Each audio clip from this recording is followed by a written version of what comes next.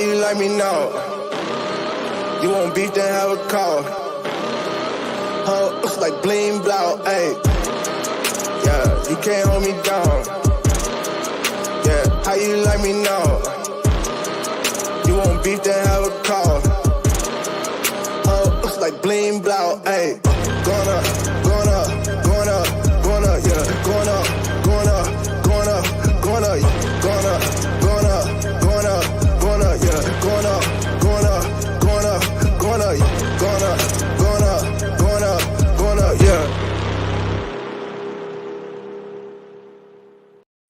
Hello and welcome into the Sun Solar Panel.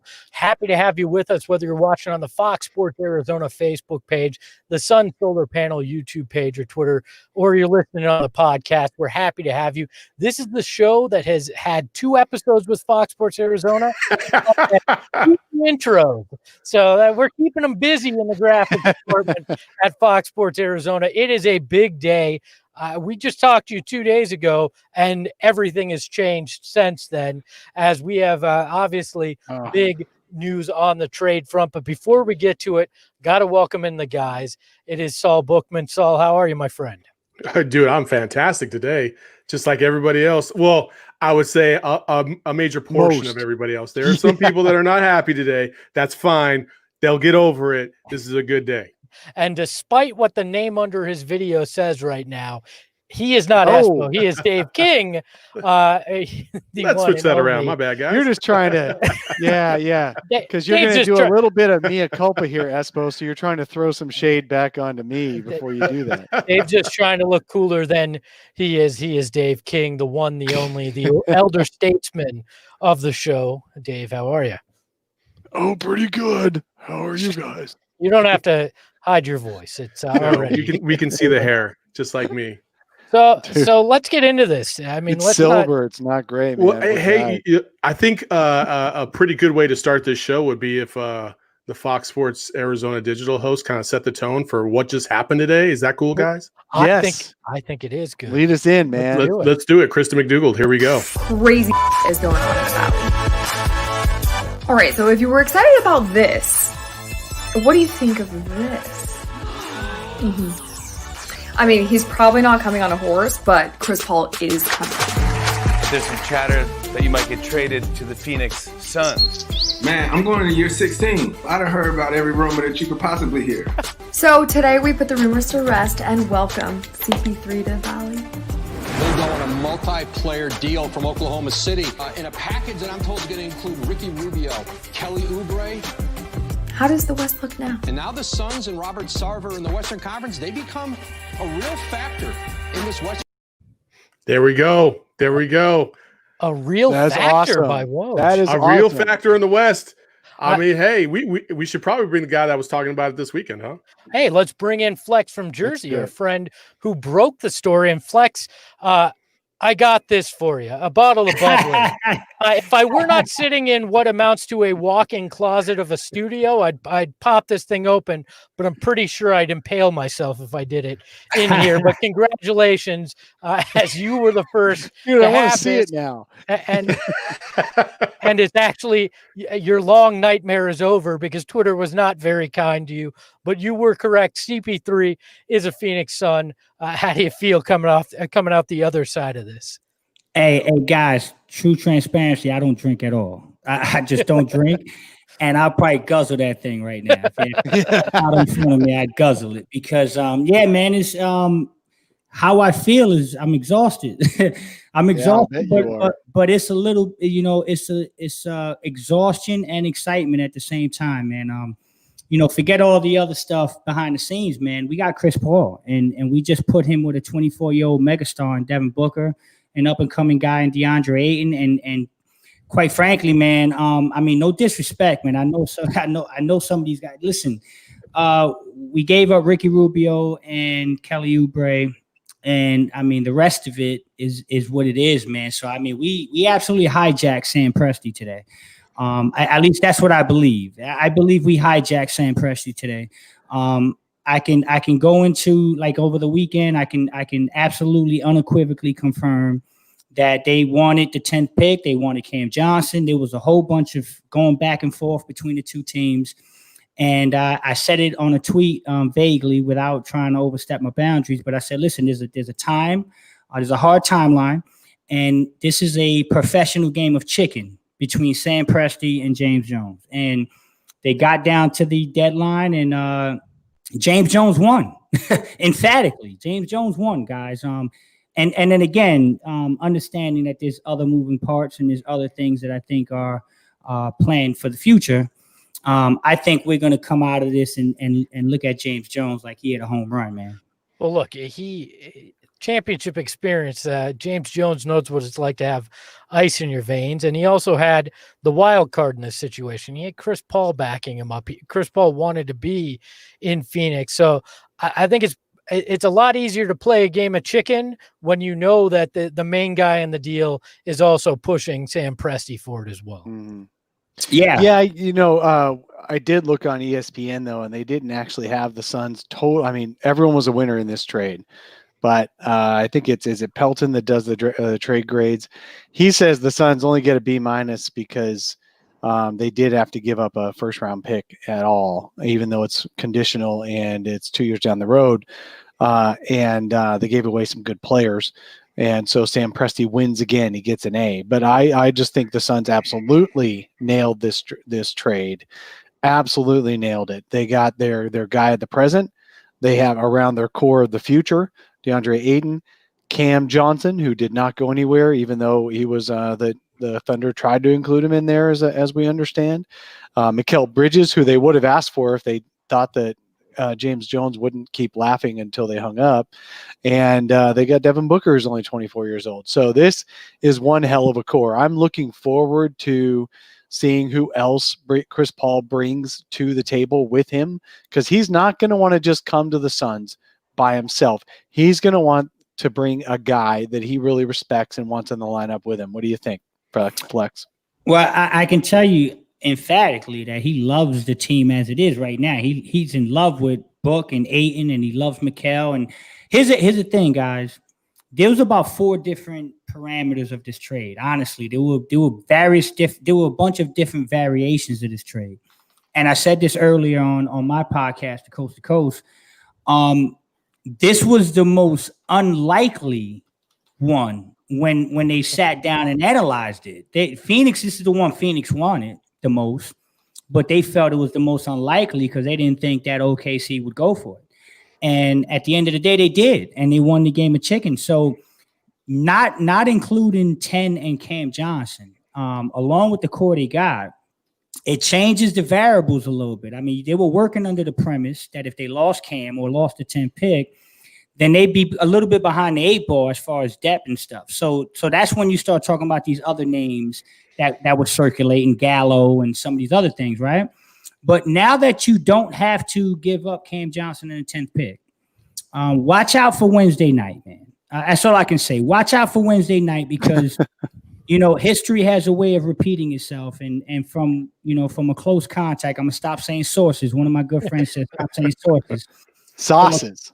Right. So from a close contact, I could see a scenario Wednesday where the Suns actually drop back again and acquire, a couple picks down, but also acquire a player that might be on an expiring contract or similar to Dario is on a team that's questioning whether they want to pay him or not. It might be like a restricted on a restricted contract. So yeah, that could happen. And then there's some interesting names. Again, I kind of don't want to go down this rabbit hole right now again. No. So I'm going to leave that for a later date. But we're all going to say Flex said. We got the Flex bomb. Right. So I will say that there's some interesting guys that do want to play with Chris Paul, and the names are starting to pile up. And I'll give one last analogy, guys. You guys, all 3 of you guys, I respect your game, and I know y'all know everything about ball, and so I'm sure you guys can all elaborate on how you felt when you were at home a couple years ago, and you saw Kevin Durant, Steph Curry, Klay Thompson, and Draymond Green just come off a championship run. And then you clicked on ESPN and you saw DeMarcus Cousins signing for $4.5 million. Everybody probably lost their mind at the beginning. They're like, oh, my God, how did they get DeMarcus for $4.5 million? Well, it didn't work out. And I'm not a big fan of DeMarcus, but I'm saying that this is a situation that is very reminiscent of that. And so don't be surprised if you see a guy that's supposed to get paid actually take a little bit less money to come play with the Suns on a contract that you probably won't believe. Whoa. Okay, hold up.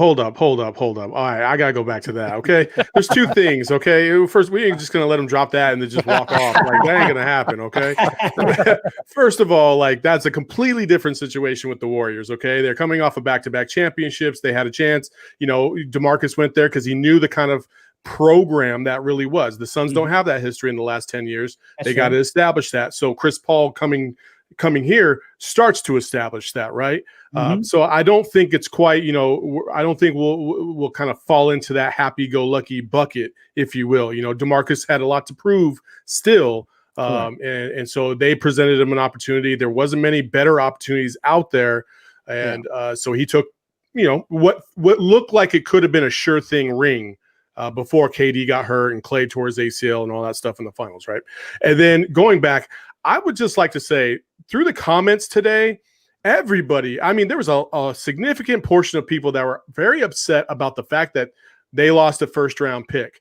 And I'm like, have we not learned anything about the NBA in the last decade? You know, I mean, you got, you know, Kawhi and Giannis going in, you know, plus 10 to 20. You know, like the NBA, unless you have a cream of the crop, you know, superstar like a LeBron, it's just, it doesn't really matter. It doesn't really matter because you can still find a great player if you're picking in the teens or in the 20s or in the 30s or even in the second round. Look at San Antonio, you know, with Ginobili. Like, that's what they do. And if you have a good program, and James Jones has proven that he can at least have one good draft. Let's see if he can put two together and make it happen. So I don't think you should be all worried about a first-round draft pick being given up. The major thing is you lost Kelly Oubre. He brought something to the table. He actually kind of turned this fan base around into kind of pessimistic into a lot more optimistic. And I think that was a very good thing. And kudos to him. And we're going to miss him like crazy,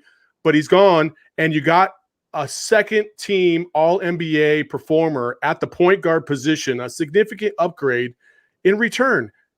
It's a win-win for both teams. Well, yep. Look, the draft pick too is in 2022, which if your plan pans out the way it is, congratulations, you just got the 26th or 27th pick in the draft. Like this, you're not. Everybody values these picks so much because we slogged through 10 years of constantly being in the lottery. But if everything plays out the way you hope, it's not going to be a lottery pick. It's going to be a mid to late 20s. Pick and that's fine. That's you have to give up something to get something. And I was in the camp that give up this year's 10 if you had to get it done. And I was thrilled when you saw what they actually gave up to get this deal accomplished. Yeah, listen, guys, Devin Booker's done with the draft. I mean, he's just done with it. He's over it, man. We got to get past that part of worrying about draft picks. But Sal, listen, you're absolutely right. There's not going to be, you know, I don't want to frame it like exactly like DeMarcus Cousins, but just to reiterate a little bit, just to try to clear that up a little bit. This is true. The Thunder do have like 5,000 picks. In the next 5 years. 17 picks is unbelievable. That's crazy. Unbelievable. I mean, that's two teams worth of picks almost. Like, you know what I mean? Like, you can't pick all of them. You're gonna have to get rid of some of those. But I'm just gonna say this, guys. What I'm being told is, again, and not anything you don't already know, we're in a pandemic. Owners are hemorrhaging money. They're expected to lose upwards of $50 million per owner, and that's being generous. We may not have fans till midseason, and again, that may not happen. That's wishful thinking. So there's owners that don't want to give multi-year deals this year, and there's agents that are telling players, don't take them. You're just not worth it. You go in there, you get a 1-year deal, and then you jump back in the market maybe next year when things are a little bit more solidified. We're out of the pandemic. The owners feel a little more comfortable. Fans are back in, and things are a little more clearer. So what I'm saying is, you know, I know there's a list of guys that are now contemplating, hey, you know what, do I take a shot at doing something out there in Phoenix and take a lower deal than I probably could have got if I wanted a multi-year deal? Do I wait? Do I sign a 1-year deal, play this out, and then get back in the market next year when I can get my raises and everything will be a little bit more normalized? So, again, I'm not saying we're going to get LeBron James or superstar, but I think there's going to be some surprising names that are going to be willing to maybe take a little bit of a cut under a 72-game season, by the way, not a full 82-game season. He's getting us excited, Flex. Yeah, Holy I mean, crap. hey, he's pouring all the gas on the Anthony flame Davis for is sure. going to take mid-level for 1 year. No. Dave, man, There's the DeMarcus Cousins right there. There it is. You want me to delete my Twitter account, bro? If you claim that I said something like that, AD man, to Phoenix. Book it. Let's do it. AD to Phoenix for the mid-level. For the mid-level. Yeah, there you go. Imagine that. We got a better chance of Michael Jordan coming out of retirement and playing with Devin Booker than that happening. What I need to know, Flex, is did your sources tell you contacts? Or your I'm joking.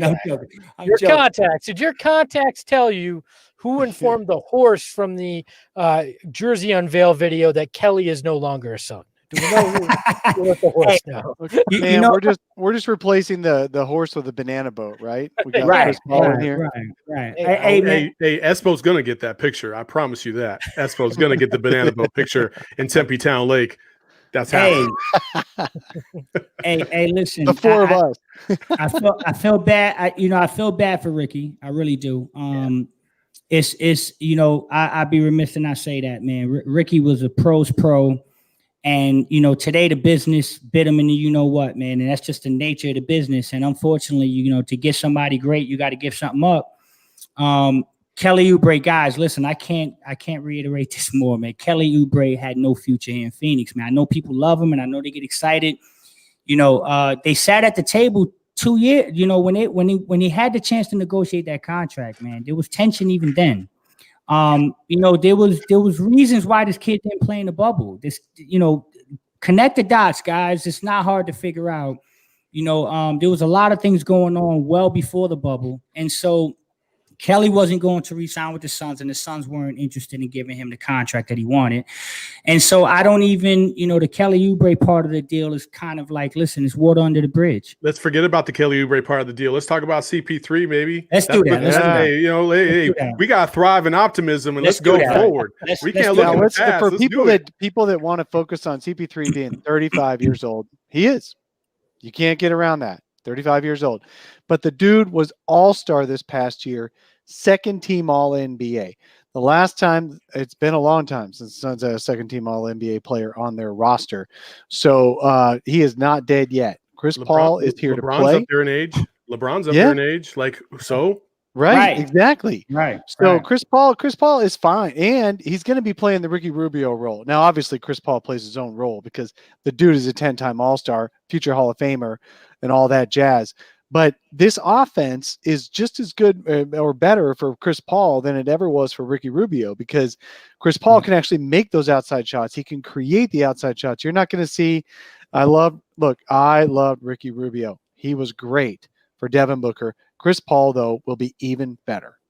Yeah. Well, they have to respect his shot, to your point, Dave. Yeah. And that's what they have to do. And the age thing, you bring up the age 35. People tend to forget that was the age that Steve Nash led the Suns to the Western Conference Finals last time. So it's not like 35 is just impossible to succeed in this league. I think people are reading too much into that. I'm thrilled because what he's going to be able to do for Devin Booker, opening things up for him, what he's going to be able to do for DeAndre Ayton, this just makes so much sense. There's a pick and roll partner now for DeAndre Ayton that can feed the beast now, right? Hopefully he's the catalyst to DeAndre Ayton taking a huge step next year. Absolutely. Oh yeah, he's going to be so hard on DeAndre Ayton. So go ahead. Sorry. No. Listen, we talked about it on Saturday, right? I said the person that's going to benefit the most from this is DeAndre Ayton. Listen, CP's a Sun. Planet Orange needs to be on fire. Devin Booker is absolutely on cloud 9. So is Chris Paul. There's a lot of energy around the team. He's going to make Cam better. He's going to make Mikal better. Listen, I can see DeAndre Ayton taking a Bam Adebayo step this year. Winning does that. Again, and when I say Bam Adebayo step is statistically, Ayton puts up those numbers. That's not what I'm talking about. I'm talking about recognition wise. Once the Suns start winning and you start seeing 22 and 13, 24 and 15 every night in the box score, and a much more freer and simplistic way of getting those numbers, because CP is just that good and Book is that good. So it's going to unlock a whole bunch of different dynamics to this basketball team. And I'm going to go ahead and say it right here on the solar panel with my three guys. Devin Booker is going to get MVP votes next year. Devin Booker is going to explode on the scene. Not that he's not already on the scene, but I made a comment to one of my contacts earlier. I was like, there's still people that write ridiculous articles that think Devin Booker is the 31st best player in the NBA. That was recent. That was recent. You know what I mean? So now those things start to become concrete top 10. Hey, coming back to that, Flex. So I think what you're talking about is when somebody ranked pre-bubble, who are the most impactful players coming into the bubble, which is, the top 22 teams in the league. And Devin Booker ranked 31 on that list. Yeah. Now, given what we know now, they went 8-0. He got MVP or co-MVP, I think, of the bubble, or at least first team all, but whatever it was. And now he and Chris Paul created that bond, or at least strengthened that bond in the bubble. And now Chris Paul insisted on going to the Suns. Who's the most impactful player in the bubble now? Devin Booker. Devin Booker in spades. And here's the thing, guys. Listen, I love Jason Tatum. I think Jason Tatum's incredible. I like Devin Booker more. I think Devin Booker is just a more complete player than Jason Tatum. Now, we're splitting hairs. They're two great young players. Okay? Phenomenal young players. But I saw a list that had Jason Tatum as the 7th best player in the league. So if you're going to put Jason Tatum as the 7th best player in the league, then you can't argue that Book's not a top 10 guy. And here's the thing, man. Again, this is the best player Devin Booker's ever played with, man. Like, he's not. Yeah. Go back and look at the list, man. There's 60 guys that aren't in the NBA that played with Devin Booker in the last 5 years. No, don't look at the list anymore. Let's just not look at the list anymore. The people that kid had to play with is it's atrocious. Yeah. I mean, no disrespect. NBA players are NBA players. I don't ever want to say an NBA player is atrocious, but you get what I'm trying to say, man. I mean, the level was way below what that guy should have had on an NBA team. Well, Flex, we got the bubbly. It's been on ice. Go pop yourself a drink, a warm milk, since you don't actually drink, and enjoy your evening. You've earned some. Go make yourself a Shirley Temple. You've earned yourself some well-deserved rest. Thanks so much for joining us. Tell everybody where they can find you on social. Hey, you can find me at Cruz FE13 on Twitter, Flex from Jersey. You can find me on the Coast to Coast podcast, Coast to Coast Pod 1. And shout out to my man Dan Duarte at Dan Duarte89 on Twitter. So check us out, man. Love you guys. You guys are the best. Great pod you guys have. Thank you, man. I appreciate that, man. Hey, guys, anytime you need me, holler, man. We know. Hey, Flex, appreciate you. Your contact. You're always ready for us. That was Flex in Jersey, joining us on the show to talk and react to the CP3 big news today, the trade to the Phoenix Suns. And we've got the guests just keep coming. I mean, when you have a big day like today, you just got to bring in the guests. And we've got Keith Smith, one of our favorite cap experts, joining us on the program now. Matt, welcome back to the show. How are you, Keith? Thanks, guys. I'm excited to break down the Abdel Nader trade with you. Now, for those who haven't been following along, Keith is definitely a huge cap expert. He's got his salary cap sheets on his Twitter profile. Quick links to him. He's awesome at this. He's got contacts in the league and all that. So we're really happy to have you back on here, Keith, to talk about this trade. The focus, well, first of all, what's your take on the trade? And then we'll talk about what's next steps for the Suns. So what do you think about the trade? Yeah, I love this trade for Phoenix. I don't think I could like it more. I understand the people who are saying that this doesn't make the Suns like a top 4 or 5 championship contender. But my point that I continue to try to make to people is you can't get there without getting good first. Right. And I'm not trying to stir the pot. I promise. I'm not picking on y'all, but I'm not saying anything you don't know. It's been a long time since the Suns have been good. So, this trade now puts them right there as a playoff team in the Western Conference, barring injuries, all the other qualifiers we want to put on those things. I think they've still got enough flexibility. I know that's why I'm here, because we'll talk about that to build out the rest of the roster. But yeah, I couldn't like this more for the Suns. I think Chris Paul is the ideal kind of guy to play next to Devin Booker. Takes a lot of that ball handling pressure off him. Chris Paul showed me over the last few seasons playing alongside James Harden, and then really last year with a fairly young OKC team, that he is willing to take a step back early in games, let other guys get going, let them do their thing, and then be that late game killer we know he can be. And I think, that's going to be a lot of what you see with him. And I think, despite the 8-0, run in the bubble, I think the Suns' maybe single biggest thing was they didn't have another guy besides Booker who could easily create offense off the dribble, create something when there wasn't anything there. And now Chris Paul can do that. And then beyond Devin Booker, he's going to be great no matter what. I think you're going to see Deandre Ayton.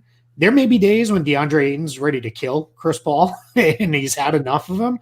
But I think by the end of the year, he's going to be like, that was one of the best things that ever happened to me, was getting to play with this guy. He's going to be all over him. He's going to be all up in his case and those kind of things. But DeAndre Ayton's going to play fantastic basketball, better than he has at any point. And you guys know, because we talked about it last time I was on with you, I'm pretty high on him for how far I think he improved as much as any player from year 1 to year 2, especially on the defensive end. So I love that. And then for the OKC side, I know this isn't the OKC show, but I think they did well too. You've got a couple players that you can move on as veterans. I think, move in separate deals, kind of continue. They're in, part 2 here of a multi-year kind of tear down.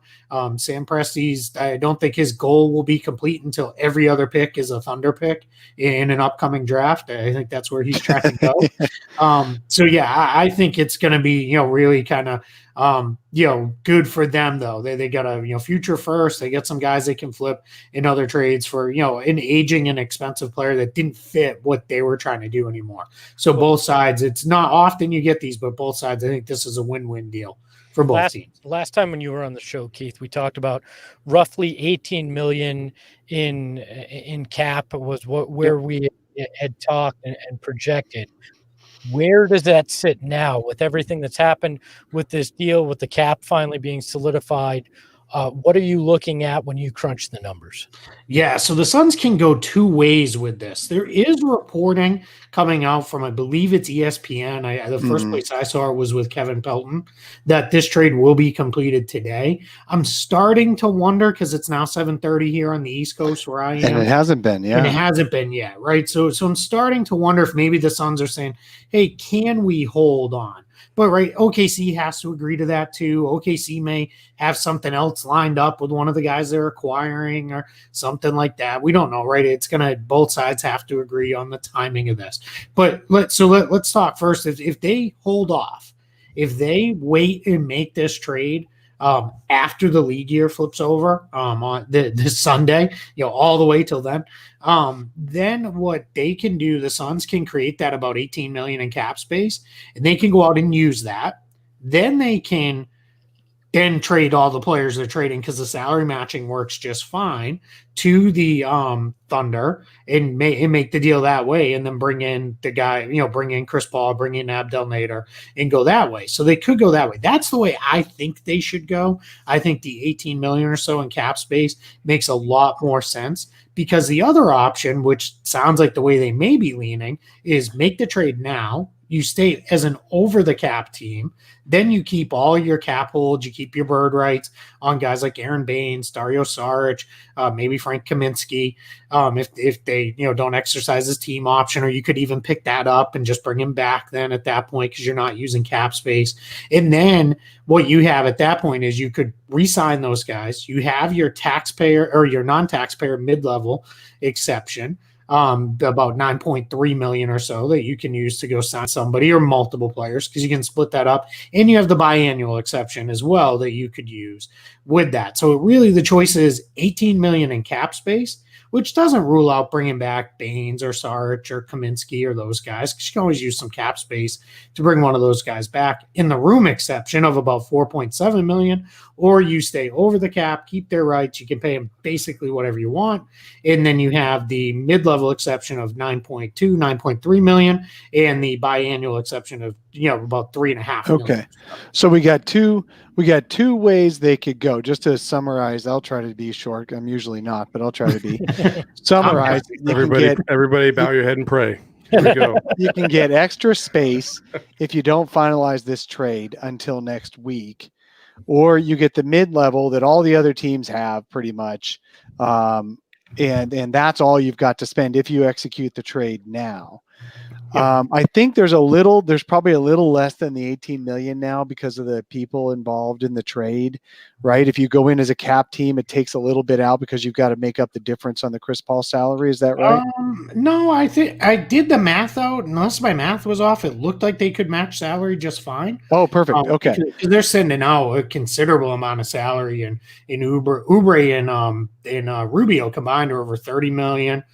Yeah. Then you add LeCue and gosh, I don't forget. Ty Jerome. Yeah, so I think you're there on that. This will also, I'll tell you too, just now I'm getting into the cap nerd stuff, and you're probably going to lose half of your viewers here and listeners. But it's they'll break this up both sides into some separate pieces here, because they can probably send out LeCue one way for the Suns side for salary matching. OKC can absorb him another way, so they may create some very small trade exceptions and the like out of this. The league, the CBA, the league allows teams to structure whatever is financially most beneficial for them. So you may see that come out of it, but that's not going to make a huge difference in this. That's just me being a cap nerd. All right. So you look at it and you're saying salary cap, hold the trade until the weekend is the way you would go looking at the numbers, correct? Absolutely. That's the way I would do it. I just think that makes more sense to do it that way. To do that. I just think that is, I would rather have that 18 million in space, even if it's only 17 million or 16 million. I'd still rather have that in the ability to go get, one really good player, right? That puts you in line to challenge for a guy like Jeremy Grant, a Danilo Gallinari, Davis Bertans. You could make good offers to a 4, which I think they need. I think that's probably a position to need. I like Cam Johnson, but let's face it, right? Second-year guy. You probably want a little bit more depth there. Or, if you're doing that, you could do 12 million on one of those guys, 6 million on somebody else, or something like that. So I think those are really kind of important things to consider versus the mid-level. As Dave said, you're really now, that's 20 teams have the mid-level, and you're competing, with the same offer for a lot of these same guys. You're still going to get a good player or two. Even if you can go 12. Yeah. You're competing with only 5 teams as opposed to 9 for 20 teams. So that's how I would go. Correct me if I'm wrong, to get to that 16, 18, the larger number, if you hold the trade, you have to renounce those holds though, right? The Kaminsky, the Saric, the Baines, you have to renounce those to get to that money, correct? Yeah, the only guy I have him hanging on to in that situation is Campaign, because I think he makes sense with how well he played. But you could even do something with him, one of those kind of wink deals where we're gonna decline your team option, we're gonna renounce you, and then we're gonna re-sign you because he's on a minimum contract anyway. Yeah. Right, he's not gonna lose any money.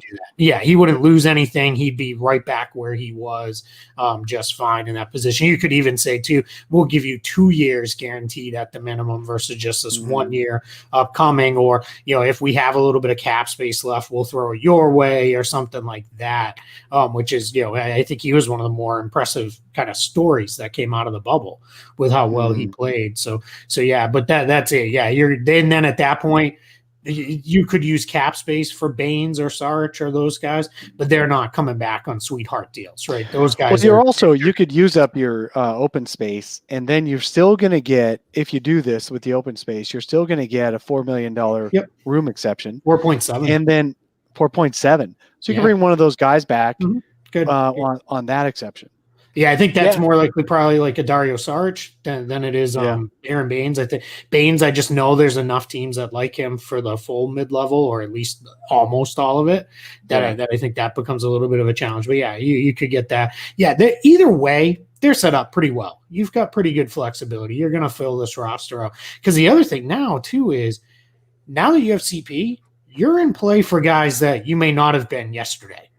There are guys who now are saying, "Hey, I can be the guy now. Now I can make sure instead of fighting to get into the playoffs in a very deep Western Conference, we would be a playoff team, and we can make some noise in the playoffs and do those kind of things." So that's I think the other big piece is you've added one of those guys who can push over the top. Let me ask you. Go ahead. I'm sorry. No, we have a special guest that wants to jump onto the chat, and we would love to hear his thoughts on this trade as well. So we're going to bring on Mr. Eddie Johnson. What's going on, Eddie? DJ. I'm doing well. How you guys doing?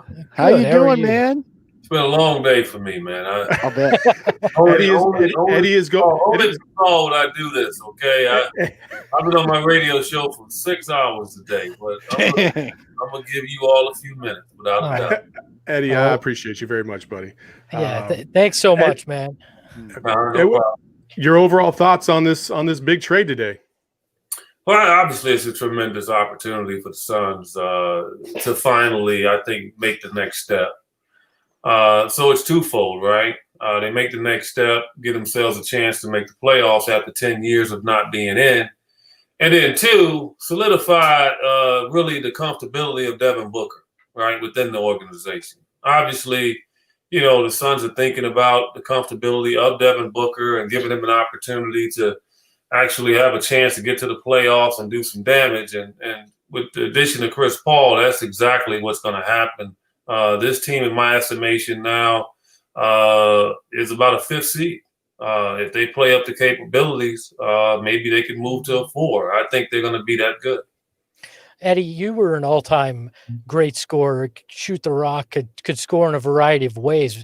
You had the opportunity to play with guys like Kevin Johnson and Gary Payton. How important for a guy like yourself and a guy like Devin Booker is playing next to a point guard who has those elite level skills like CP3? Well, you always want to play with guys that make life easier for you, right? I mean, in this day and age, we watch a lot of guys have to exhaust so much energy just to go get 2 points. And, back in the day, if you pick up videos, you'll see guys that was able to carve out 25 points and didn't break a sweat because they just knew how to operate off the ball. Strategically, they knew how to place themselves to be able to get really good shots without having to exhaust a lot of energy and then save some of that energy for doing some of the other things to help your team win. Maybe finding other players with your passing, rebounding the ball, defending. Those are what the great players have learned to do.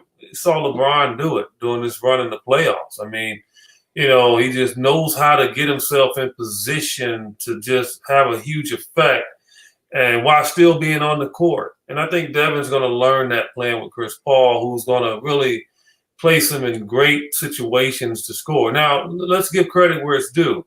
Ricky Rubio, to a large extent, helped Devin probably have his best year last season all around. And so Chris Paul is going to be able to take him to the next level. So all due respect to Ricky Rubio and what he's done for the Suns, he should not put his head down by getting traded, guys. I mean, when you get traded to someone for an all-time great, you shouldn't be disappointed. Eddie, real quick before we let you go, everybody talks about Devin, but we got to talk about DA and how big of an impact Chris Paul and his style and his demeanor could have on such a young player like that. What do you think the impact is going to be for DA? He's the most important figure in it all because we know what we're going to get from Devin. We know what we're going to get from Chris Paul. Deandre is going to have the most pressure on him than he's had probably since he was dominating everybody in middle school. I mean, if he doesn't know what pressure is, he's going to feel it because he has to step up. And he's more than capable of it. He's very talented. And I think Chris Paul and Devin will raise him to another level. But if he plays up and improves like we saw him do at the end of this season, I think the Suns are going to be a tough team to beat because they're going to have some guys that not going to be responsible for a lot of stuff. I mean, Cam Johnson, Mikal Bridges, we know they're both good defenders. Cam Johnson can shoot lights out. And those two guys are going to find themselves getting wide open shots all game long. And it's all about now just knocking them down, not exhausting too much energy on the offensive end, but then going on the defensive end and really, being reckless out there in regards to that. So see a lot of great things, man. But you're right. It falls on Deandre. He is the third cog in this wheel, and he can ultimately become the first cog if he lives up to expectations. Man, Chris Paul, Mikal Bridges, and DeAndre Ayton playing defense out there. We're going to forget all about Devin Booker needing help. He's got everything he needs. Exactly. I mean, defensively, I think the Suns could move right up the charts. And that's how you win in this league. And they're going to have offense and defense, which is what the good teams have. Well, EJ, we know you've got another busy day coming up tomorrow with Sirius XM, so we'll let you go ice the vocal cords. We appreciate and get ready you, man. for that, but we appreciate you. And nice to being nice to me, Espo. I appreciate that. Well, once you leave, I won't be. That's it. That's the way it works, right? I know. I already know that. That's why I brought it up. EJ, we look forward to hopefully having you on again in the future. But thanks for taking a few minutes to break down the trade. Thanks, guys. Appreciate it. Thanks, Eddie. Appreciate it. Thanks.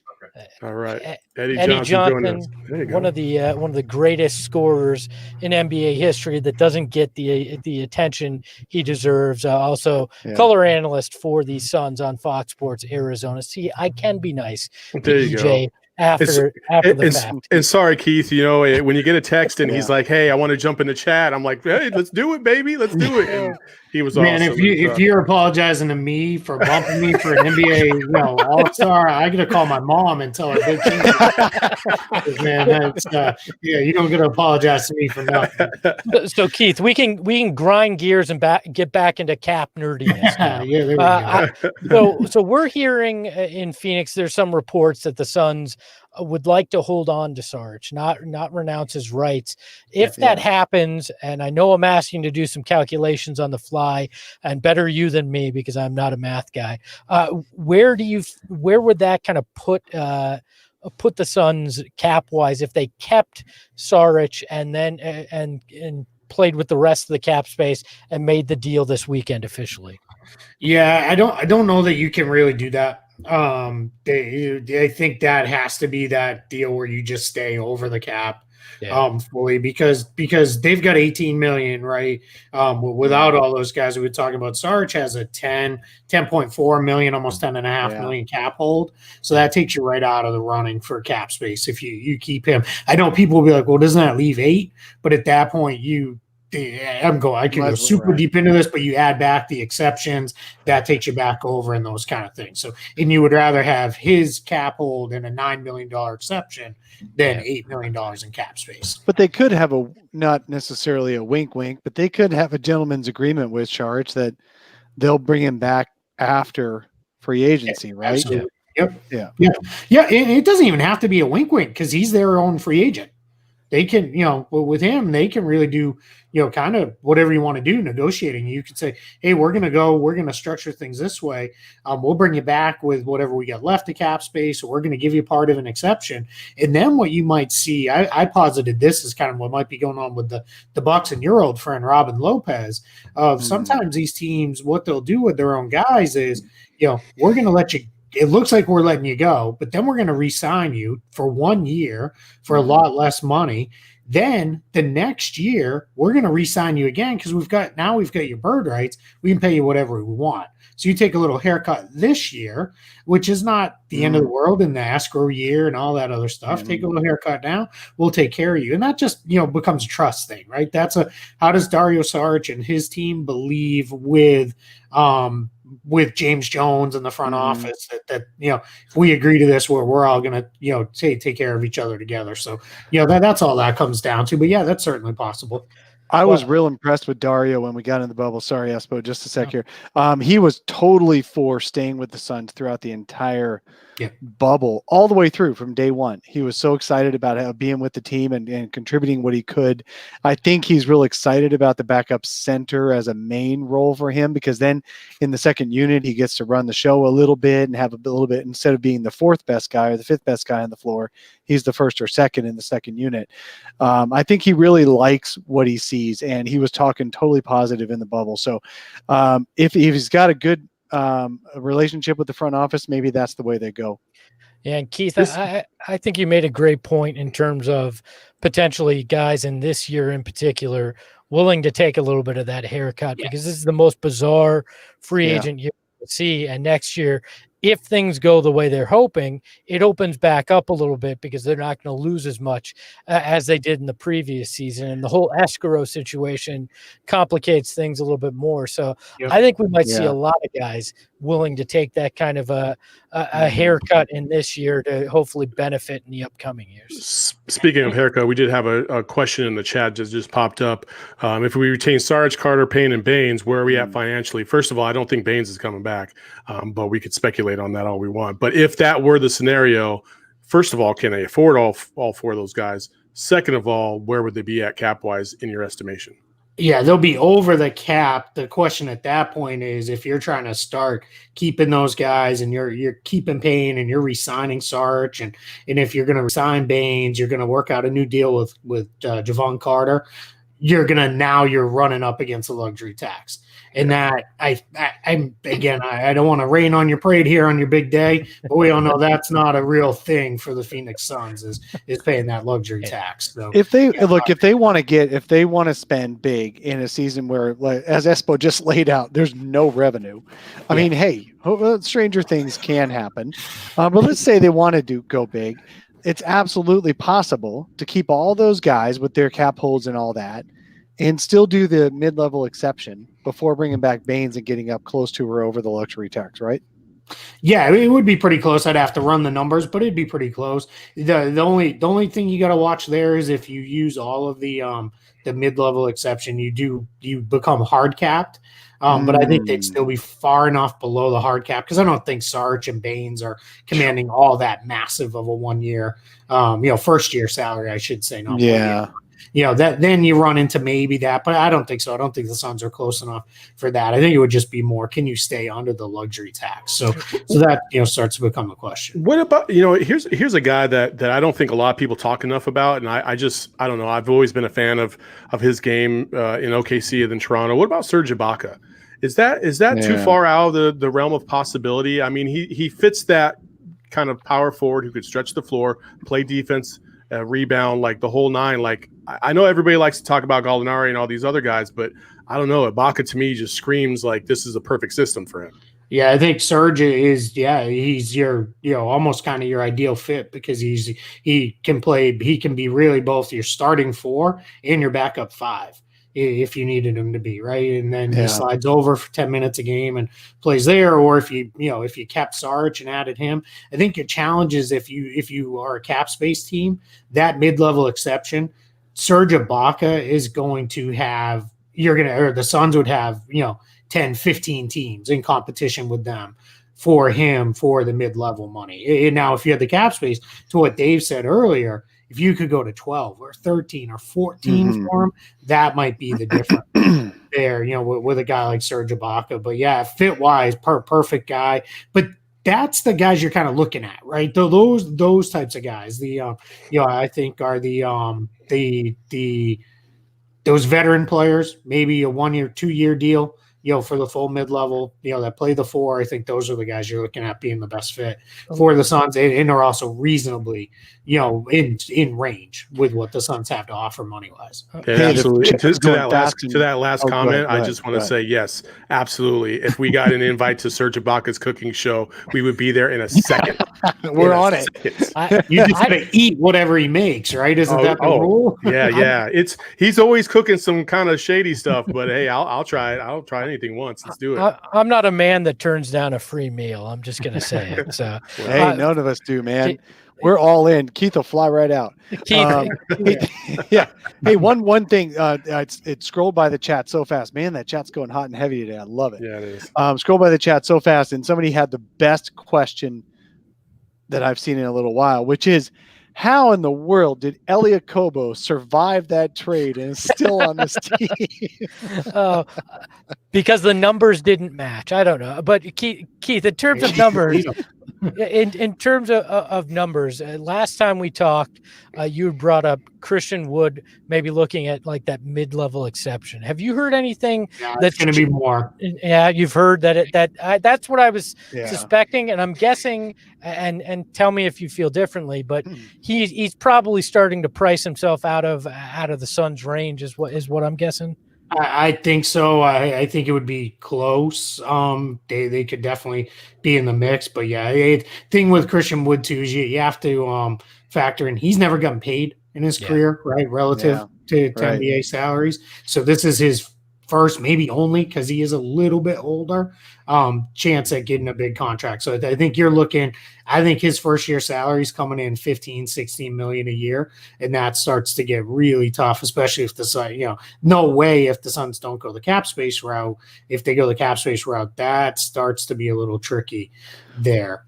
Well, let me ask you a teammate question. So if you're Chris Paul and Devin Booker, you're sitting down, you're talking about who's going to be that third, fourth, fifth guy, whatever it is, that guy that you're going to bring in along with Chris Paul to make you relevant.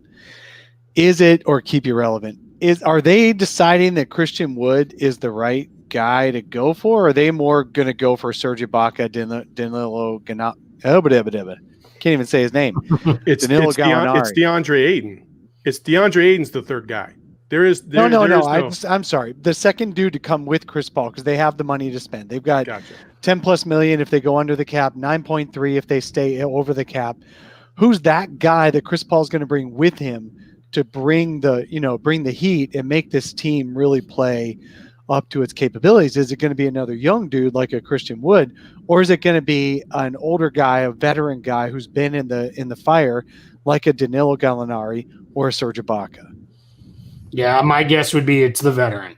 I think that's the way he would want to go, because I think if you're Chris Paul, you're starting to count how many more years of really pushing at a high level do I have, and I think you want that veteran. I apologize, I'm not trying to do your job for you here, but I've seen maybe it's the same person keeps asking, what do you know about Abdel Nader? Well, you guys know he played for the team I cover, the Celtics. He played for them. So it's Abdel Nader is one of those guys where there'll be about 2 or 3 weeks a year where, due to injuries or whatever it is, he's out there on the wing, and you'll be like, man, this guy's actually not too bad. Do a little bit off the dribble.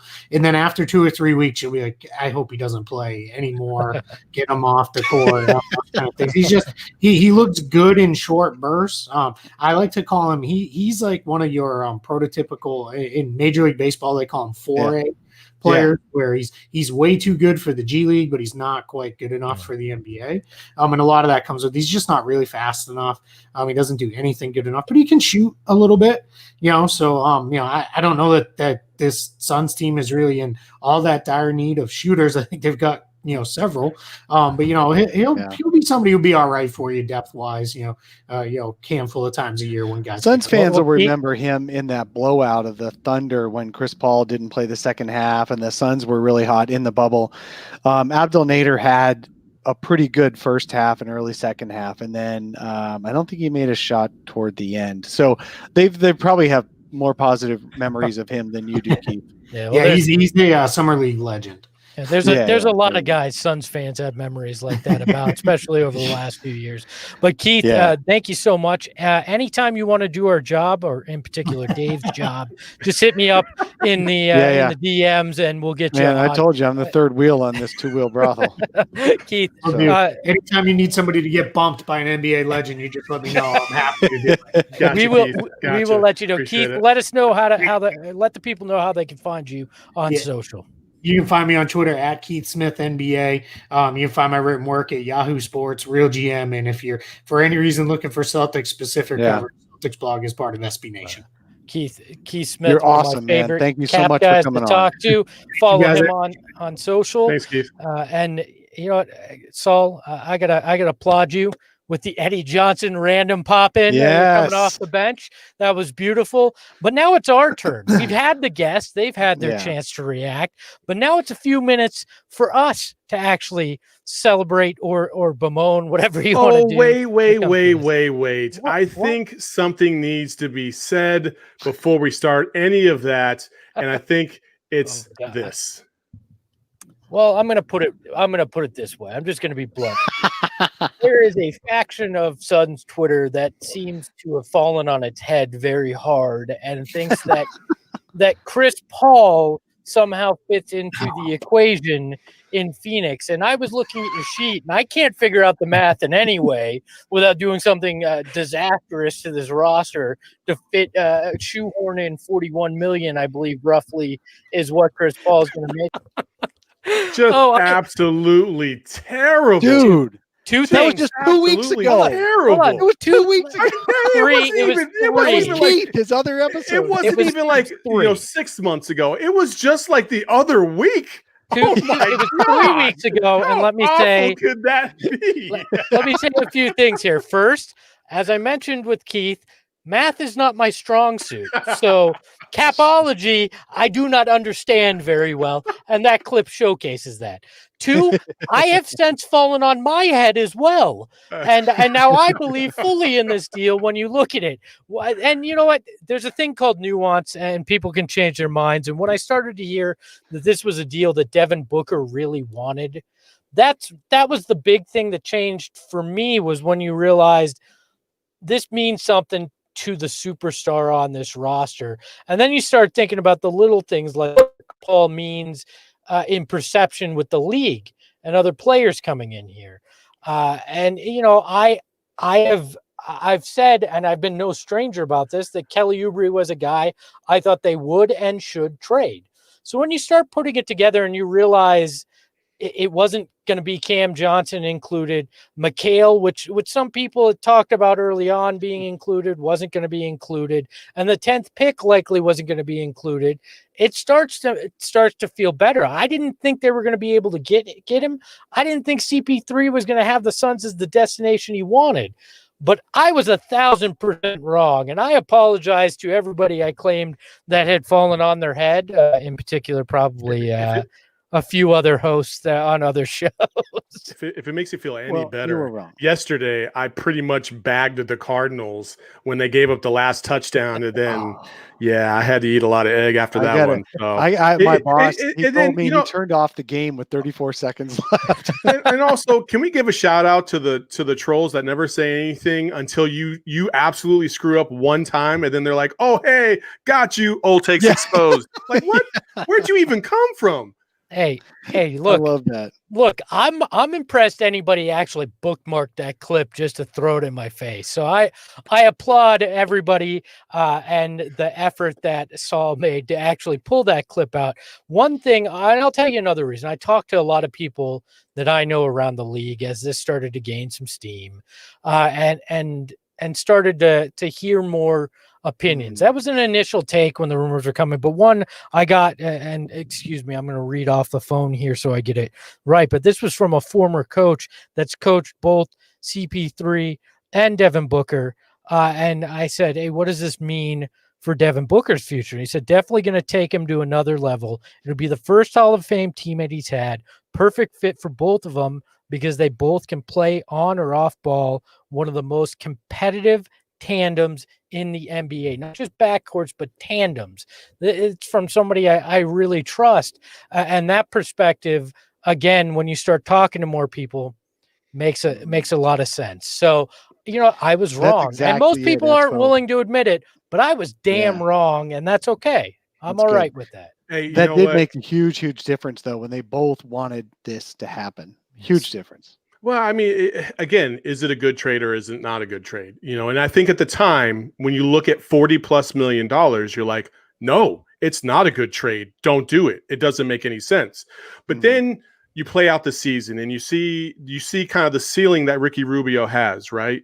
And that he's not a playmaker in terms of being able to get you a bucket anytime he wants. He's more of a playmaker for other guys, which is what you needed at the time. You absolutely needed somebody like that. So he's kind of raised the team's level to a certain point, And now you need somebody that's going to take you to another level. And I think that's what CP3 brings. Yeah, I agree. And originally, also I was looking at the free agent class and when you look back in retrospect, this is the best guy you could have gotten. Like, you weren't going to spend 18 million and land a second team NBA guy that's a pretty much a lock for Hall of Fame.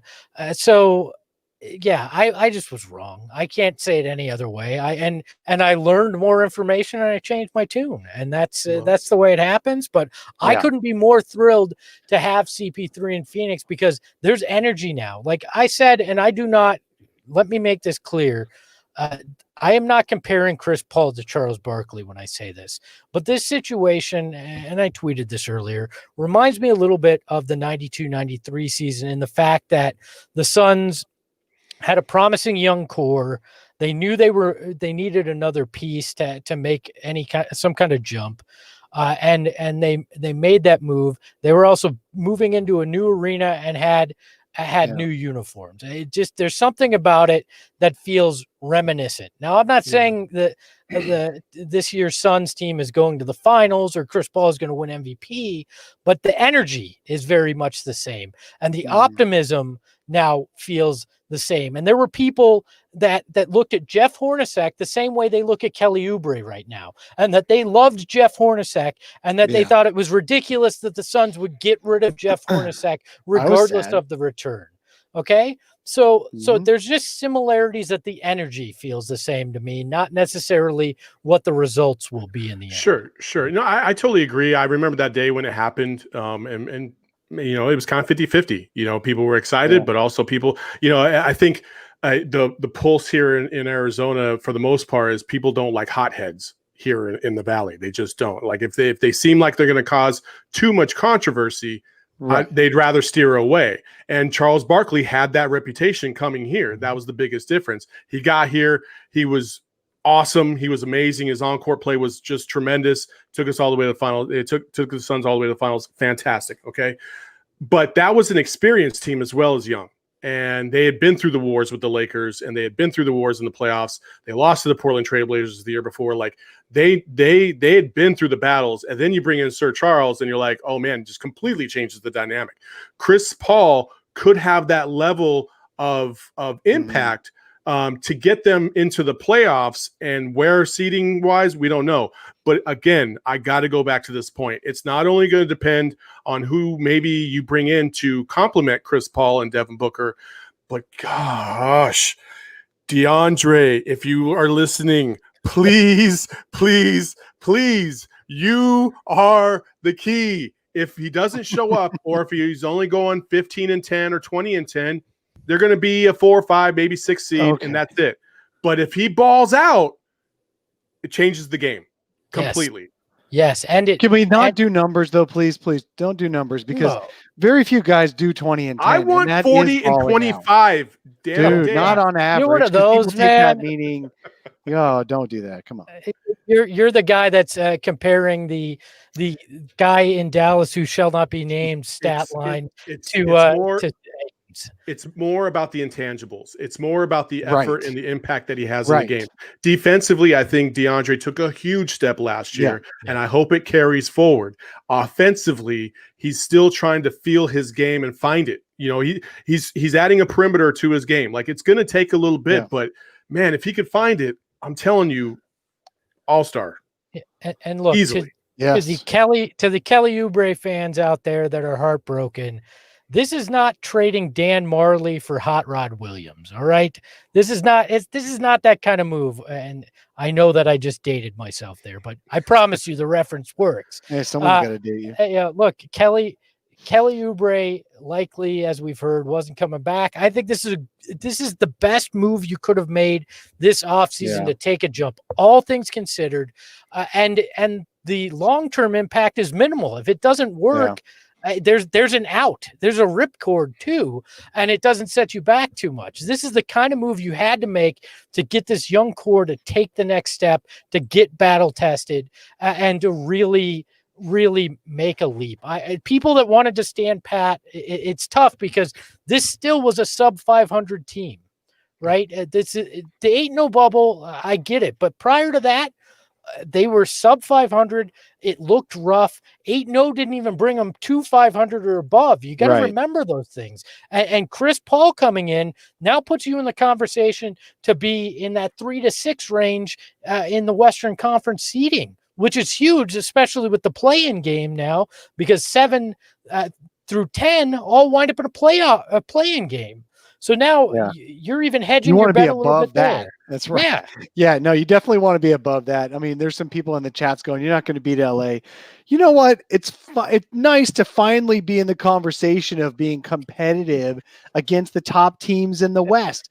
It's been so freaking long. I mean, even 5 years ago, we all have fond memories of 5 years ago, 6 years ago now, when the 48-win Suns barely missed the playoffs. Well, this team is better than that. Yes.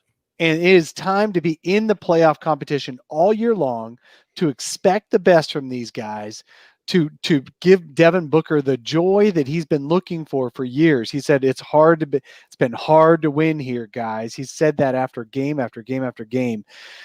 Now it's not going to be so hard to win. You're going to win regular season games. You're going to be a good seed in the playoffs. Then you're going to have to play a tough team. You're going to have to play a tough team in the playoffs. Yeah. 2 tough teams, hopefully 3 tough teams or 4 tough teams. God, that'd be really nice, wouldn't it? Let's get there and enjoy it.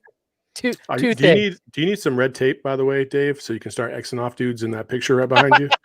Oh shit! Craig Hamill, I will buy a new one. You put that together after free agency is over, and I will buy a new one from you. You're right. Dave's got a potty mouth. Yeah, Dave, you got to put 100. Yeah, you're gonna put some money in the swear jar. $100 in the swear jar. We're gonna give it to fine. That's a fine. We're gonna give it to Fox Sports Charities. I gotta do that. Fox Supports. We're gonna put $100. So look, 2 things here. I'd love to beat LA, but I'm just as happy to play LA in the playoffs at this point. That would be a huge improvement. So I'd be excited just to get there at this point. But not to the second round. Or the conference finals. I don't care. Yeah, I'm not greedy. I'll take any of it, right? Yeah. Okay, I'm greedy. Let's get there. So there's excitement to be had here. There is, and it's not done. There's Wednesday, which, if you're with us, Wednesday night live stream NBA draft on the Fox Sports Arizona Facebook page. Myself, Dave, Saul, who knows who's going to pop up? I mean, we had Eddie Johnson show up. Right. We have a guest list, a potpourri of guest lists about to show up on Wednesday for sure. So fun. So come join us. You'll find out who the next newest member of the Phoenix Suns is after Chris Paul, and who knows, there may be more wheeling and dealing. Drop that the Suns are probably going to make another deal and get in just like they did last year and get a vet plus a player. That'd be great. Hey, who knows? Anything's possible. And then Saturday morning when we go live again at 8 a.m. Arizona time, free agency is going to be underway. The legal tampering period, I believe, is what it's called, which never made any sense. If it's tampering, it's not legal, but so be it. Starts Friday night, so we may even have free agency news on Saturday morning. This is the craziest week in NBA history, and I'm not speaking hyperbole. That is the truth. It's a fact. This is going to be the craziest week in NBA history. So lock in, buckle up.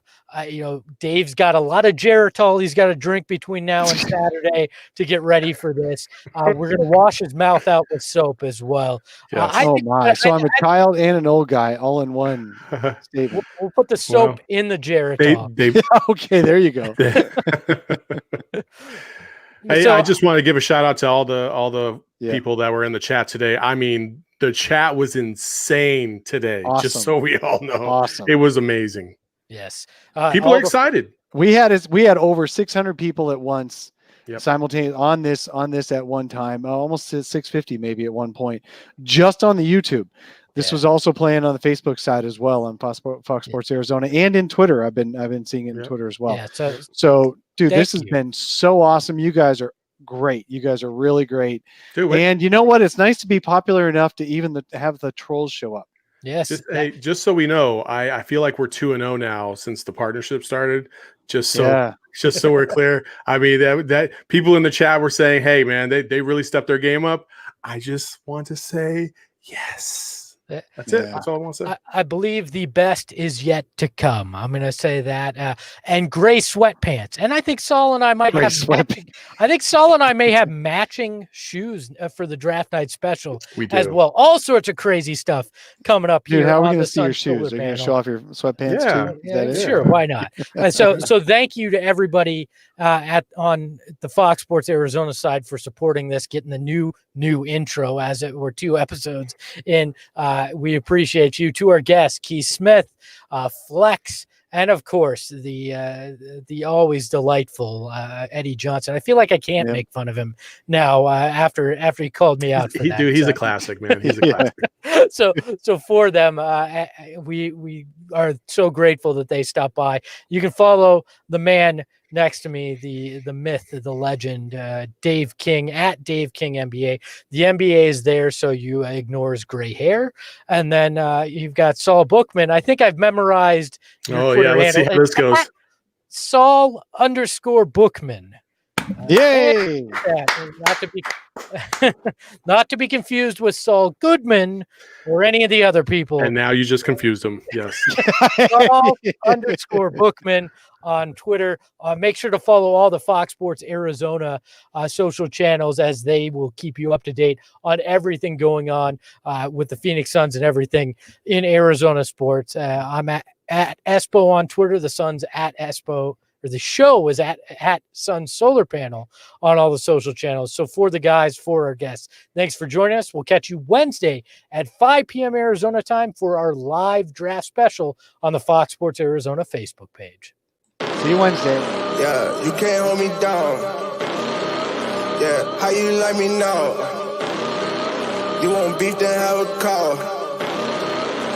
Looks like bling blow, ayy. Yeah, you can't hold me down. Yeah, how you like me now? You want beef, then have a call. Looks like bling blow, ayy. Gonna